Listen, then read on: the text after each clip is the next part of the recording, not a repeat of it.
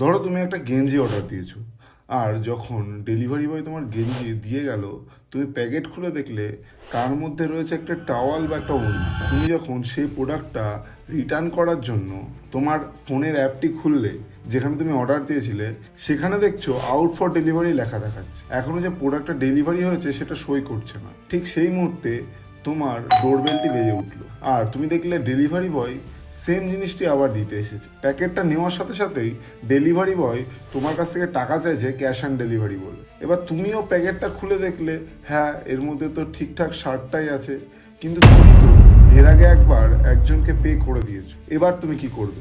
এই যে স্ক্যামটা বললাম, এই স্ক্যামটা অ্যাকচুয়ালি মানুষজনের সাথে হচ্ছে। আর এই ম্যাডাম দেখছো, এই ম্যাডামের সাথেও সেম জিনিসটা হয়েছে। ব্যাপারটা হলো, তোমার একটা কোম্পানি থেকে একটা 500 টাকার জিনিস ক্যাশ অন ডেলিভারিতে আসার কথা আছে, এই ইনফরমেশনটা লিক হয়ে যাচ্ছে।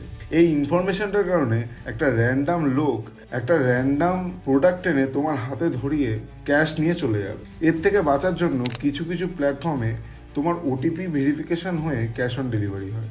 আর তারই সাথে তুমি সবসময় তোমার প্রোডাক্টটি প্রথমে খুলে চেক করবে, তারপরই ক্যাশ দেবে।